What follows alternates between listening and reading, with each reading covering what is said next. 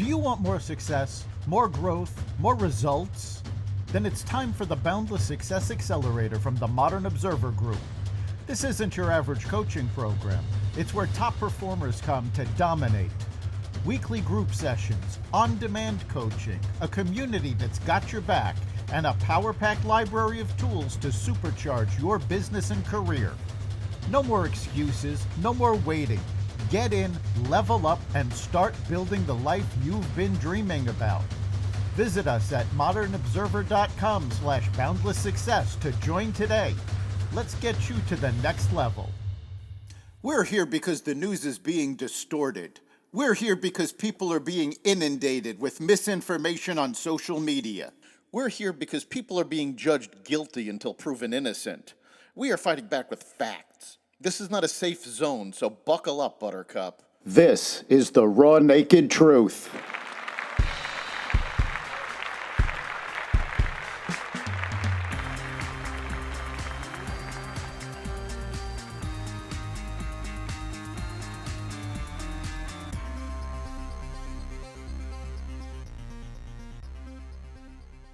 Biden diagnosed with cancer.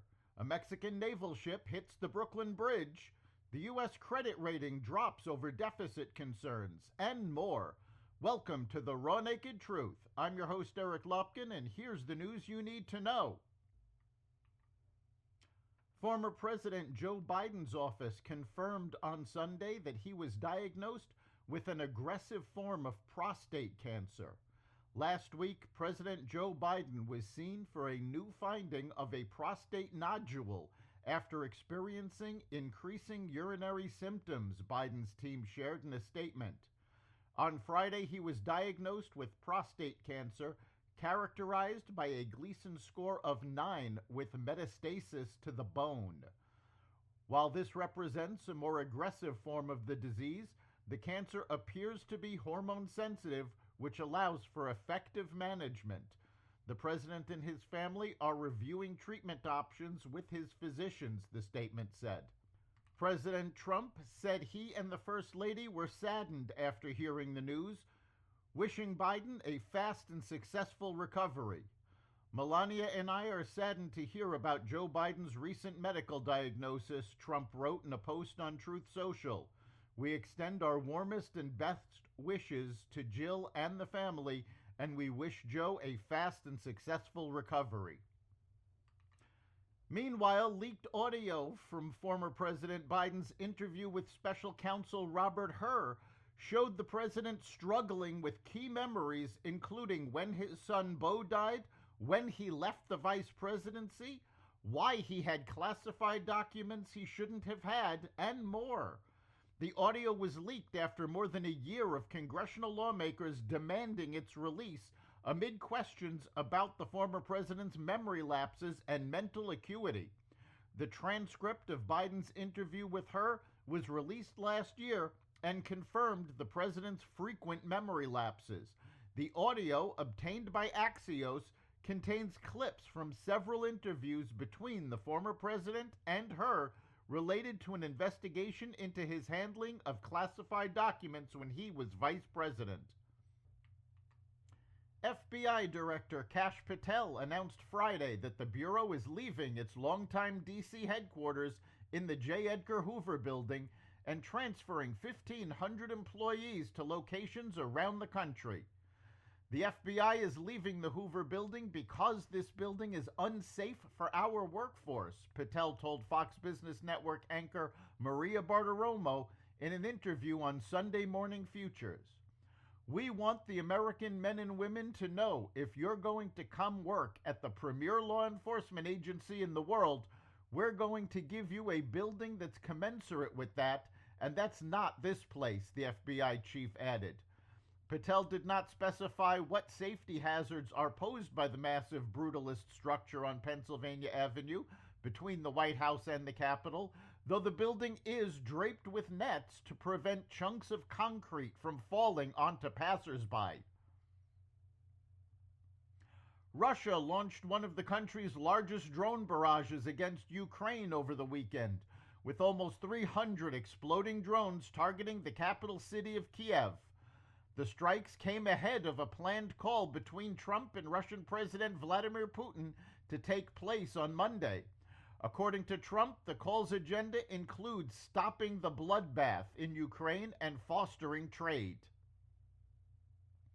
Israel has said it will allow limited supplies of food into Gaza as it announced the launch of an intensified ground offensive into the battered Palestinian enclave. Prime Minister Benjamin Netanyahu said on Monday that pressure from allies was behind the move. Late Sunday evening, his office had said Israel would open the way for some food to enter the Gaza Strip following a recommendation from the army. Israel will allow a basic amount of food for the population to ensure that a hunger crisis does not develop in the Gaza Strip, Netanyahu's office said in a statement late Sunday. A car bomb was detonated near a fertility clinic in Palm Springs, California, in what the FBI is calling an intentional act of terrorism.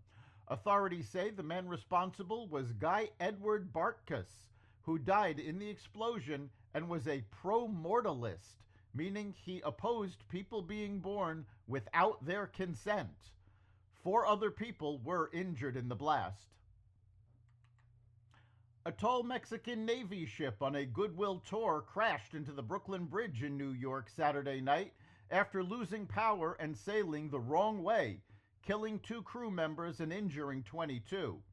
The ship, carrying 277 aboard, mostly cadets, was supposed to head south towards Iceland, but drifted north instead, its 147-foot masts colliding with the bridge's 135-foot clearance around 8:20 p.m. Terrifying footage shows sailors dangling from rigging as the mast sheared off. The Coast Guard says all 3 masts were destroyed and the vessel remains moored at Pier 36 under a 50-yard safety zone as salvage plans develop. The National Transportation Safety Board is investigating the incident. At least 23 people were killed in a tornado outbreak that swept across Missouri and Kentucky Friday night into Saturday. In London, Kentucky, at least 12 people have died, with Governor Andy Beshear warning the death toll is expected to rise as rescue efforts continue. The storm system also spawned tornadoes in Wisconsin, triggered a heat wave in Texas, and caused a dust storm that enveloped Chicago on an otherwise sunny day. After decades of ignoring the dangers of rising deficits, the United States lost its last AAA credit rating from a major agency Friday as Moody's announced a downgrade, citing rising levels of government debt. Explaining its decision, the ratings agency noted the increase over more than a decade in government debt and interest payments ratios to levels that are significantly higher than similarly rated sovereigns. Moody's warned it expects federal deficits to widen to almost 9% of economic output by 2035, up from 6.4% last year, driven mainly by increased interest payments on debt, rising entitlement spending, and relatively low revenue generation. As a result, it expects the federal debt burden to increase to about 134% of gross domestic product by 2035, compared to 98% last year. The Moody's downgrade does not take into consideration economic growth spurred by the Trump administration's cutting of red tape, nor the cuts in spending pursued by DOGE. Meanwhile, President Trump's One Big Beautiful Bill survived a key hurdle in the House of Representatives on Sunday night, putting it one step closer to a chamber-wide vote later this week. It comes after a rebellion by 4 House conservatives upended plans to advance the bill on Friday morning. Lawmakers on the House Budget Committee were summoned back to Washington for a 10 p.m. meeting to vote again on the bill. It passed the panel in a nearly party-line vote, 17-16, with 4 Republicans voting present. Speaker Mike Johnson made a surprise appearance in the committee room shortly before the vote began, telling reporters there would likely be minor modifications to the final bill. Republican fiscal hawks who have been calling for larger cuts to spending were given additional ammunition for their argument by the Moody's downgrade. That's the Raw Naked Truth.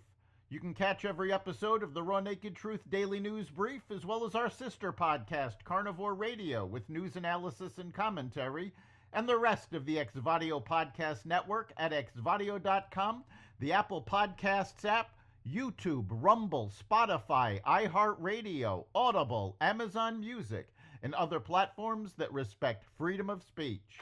We'll see you next time.